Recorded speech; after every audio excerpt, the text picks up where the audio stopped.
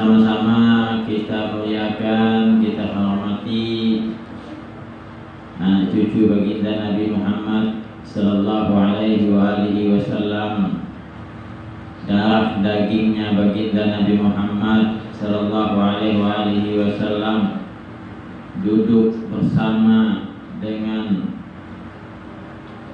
zuriatnya, keturunannya baginda Nabi Muhammad.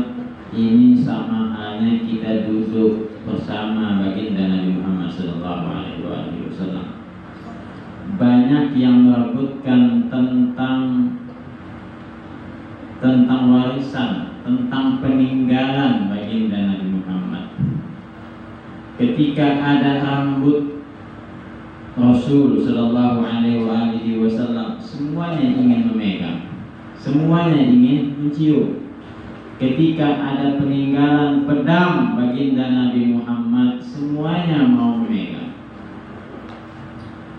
Ketika ada peninggalan tongkatnya baginda Nabi Muhammad, semuanya ingin memegang. Kenapa? Sebab ingin keberkahan daripada baginda Nabi Muhammad sallallahu alaihi wasallam. Namun yang herannya bagi kita, darah daging baginda Nabi Muhammad ada di hadapan kita, duduk di hadapan kita, mungkin kita biasa melihatnya. Sebetulnya daripada tongkat baginda Nabi Muhammad, afdalnya adalah darah daging baginda Nabi Muhammad. Riwayatnya baginda Nabi Muhammad sallallahu alaihi wasallam, yaitu para habaib dan syara'if. Satu habaib, satu sayyid, satu keturunan baginda Nabi Muhammad. Ini satu cucu Nabi Muhammad ini. Satu cucunya baginda Rasul yang tidak memahami ilmu apa-apa, yang tidak paham sama sekali, tidak paham sama sekali tentang ilmu, baik ilmu agama atau ilmu dunia, tidak paham sama sekali. Ini lebih afdal, lebih mulia daripada 70 para wali yang bukan daripada keturunan baginda Nabi Muhammad sallallahu alaihi wasallam. Kenapa? Lidzatih, karena zatnya adalah zat mulia. Ada berlian ini dimanapun letaknya, baik yang sudah digosok atau yang masih bongkahan, itu rebutan. Jangankan berlian, kecubung berebut. Apalagi berlian. Kenapa? Disebabkan zatnya adalah zat yang mulia. Batu yang mulia, biar diletakkan di dalam tanah, biar diletakkan di dalam kotoran manapun, maka disebabkan ini mulia, batu yang mulia, batu yang mahal, itu rebutan. Nah, begitulah habaib, begitulah dzurriyyat baginda Nabi Muhammad sallallahu alaihi wasallam yang memiliki kemuliaan.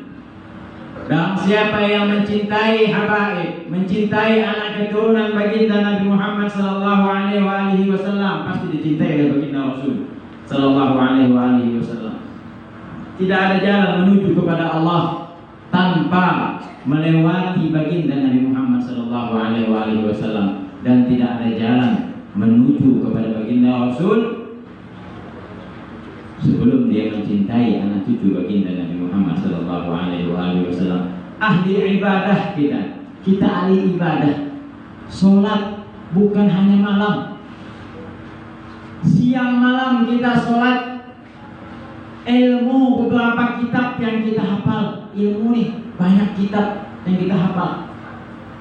Di luar kepala, ada yang dalam kepala, ada yang di luar kepala. Mungkin kita ini banyak yang di luar kepalanya kitab. Maksudnya adalah hafal sama sekali. Itu di luar kepala itu, itu di luar kepala itu. Ya memang di luar kepala.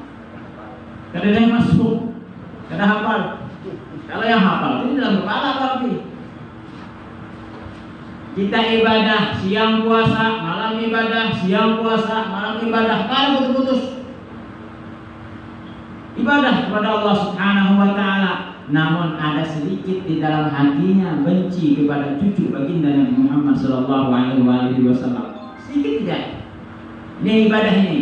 Yang ibadah kepada Allah, mengatakan cinta kepada baginda Rasul, baca sholawat, bahkan baca sholawat bukan hanya sholawat maulid dibaca, tapi dalam hatinya ada kebencian kepada anak cucu baginda Nabi Muhammad. Sedikit ya, sedikit saja, kayak debu bencinya kepada anak cucu baginda Nabi Muhammad. Ini jangankan masuk ke dalam surga, mencium bau surga pun enggak. Kenapa? Al-jannatu li Muhammad.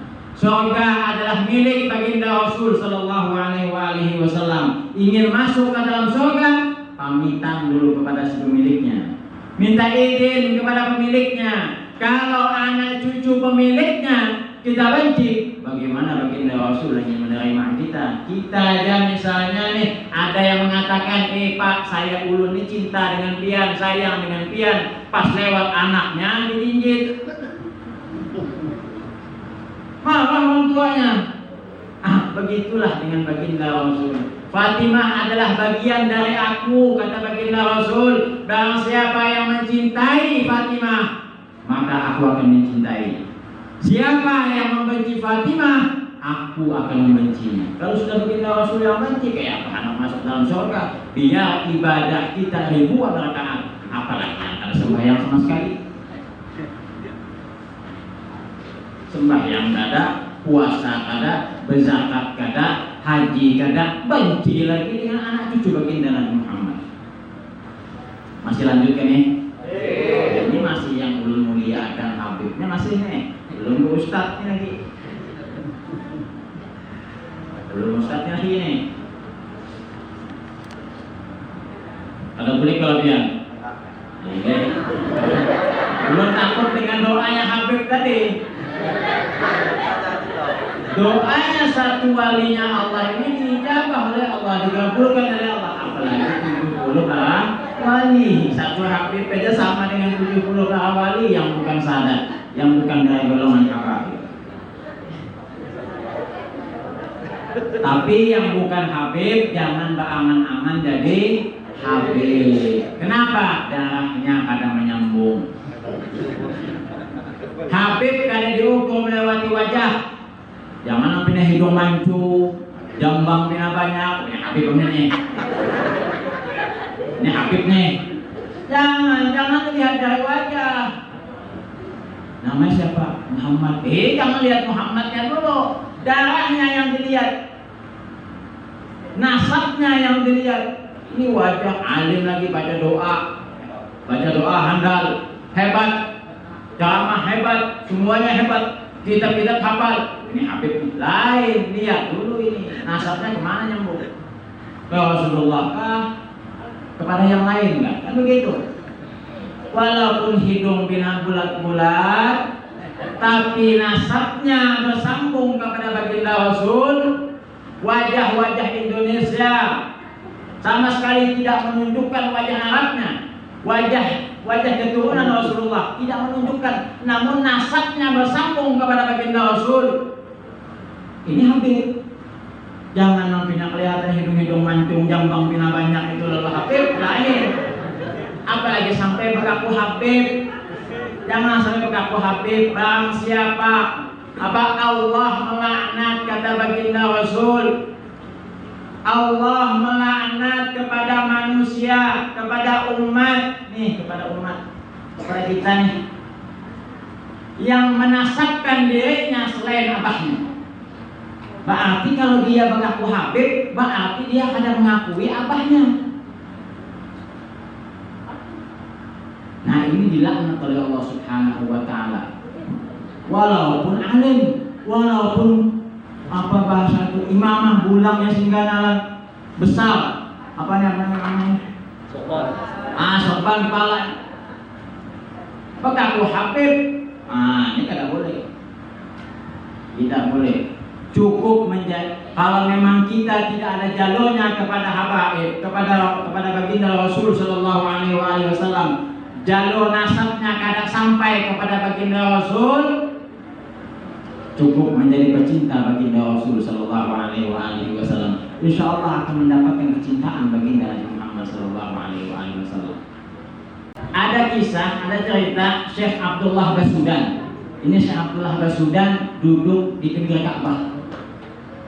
Beliau duduk di pinggir Ka'bah menghitung sadah. Apa itu sadah? Sadah adalah itu habaib tadi, keturunan Rasulullah tadi. Dihitung, beliau ini tahu, beliau ini dapat melihat cahaya yang dimiliki oleh anak cucu baginda Nabi Muhammad SAW. Melihat cahaya Habib. Oh, ini Habib 1, 2, dihitung 3, 4, 5, dihitung oleh beliau. Ada pemuda lewat, masuk dalam hitungan, pemuda ini masuk dalam hitungan. Tapi ini cahaya Habib, tapi kayaknya bukan Habib. Ya, Syekh Abdullah Basudan dipanggil, fulan, tahan, sini kau. Datanglah si fulan. Kenapa? Kau ini Sayyid atau bukan? Engkau ini Habib atau bukan? Katanya bukan. Demi Allah, katanya, demi Allah, cahayamu seperti Habib. Cahayamu kayak Habib. Bau wanginya pun tercium dengan aku. Kenapa? Karena saya kumpul dengan Habib. Dan tidak ada di dalam hati saya benci kepada Habib. Saya cinta kepada semuanya, baik itu Habib yang bagaimanapun saya cintai. Jangan datang Habib yang alim cinta. Pas mangkada.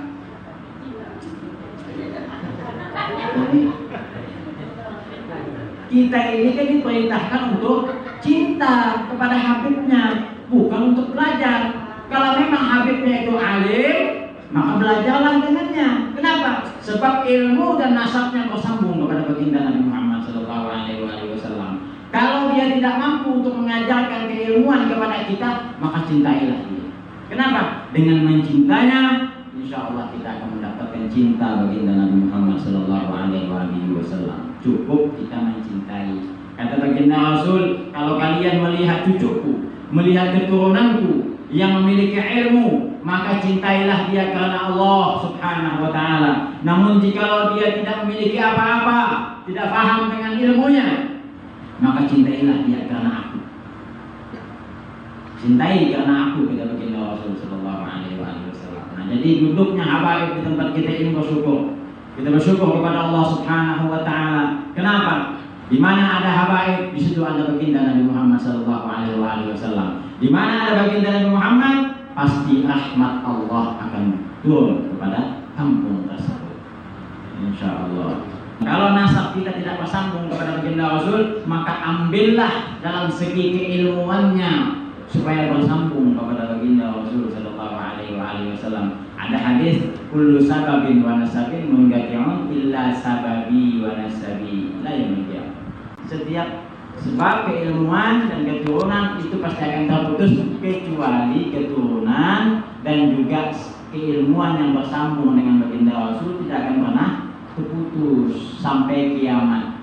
Jadi pasak bumi itu 2. Pasak bumi ini adalah 2, bukan gunung. Gunung itu kena jadi kapas. Ini pasak bumi 2, Habib dan ulama. Habib keturunan Rasulullah dan juga ulama yang sanadnya bersambung kepada baginda Rasul sallallahu alaihi wasallam. Ini 2 macam ini apabila sudah habis di muka bumi, siap-siap. Itulah akan dekat terjadinya kiamat. Kenapa? Ini sudah janji baginda Rasul. Baginda Rasul ini tidak pernah berdusta. Sampai kiamat dan Nabi tidak akan pernah terputus. Jadi kalau sudah habis yang 2 ini, keturunan Rasulullah sudah berada lagi, ulama-ulama sudah berada lagi, sudah habis. Nah, itu dekat sudah kiamat. Tapi alhamdulillah di zaman kita masih banyak habaib, masih banyak ulama-ulama dan masih banyak yang berzikir kepada Allah Subhanahu wa ta'ala. Seperti halnya kita malam ini tadi kita baca Rafiul Aqtas, kita berzikir kepada Allah, kita mengingat Allah Subhanahu wa ta'ala, dan juga memeriahkan muslimin muslimat yang mana kita di sini semuanya ialah Mudah-mudahan digolongkan dengan keluarga baginda Rasul sallallahu alaihi wasallam.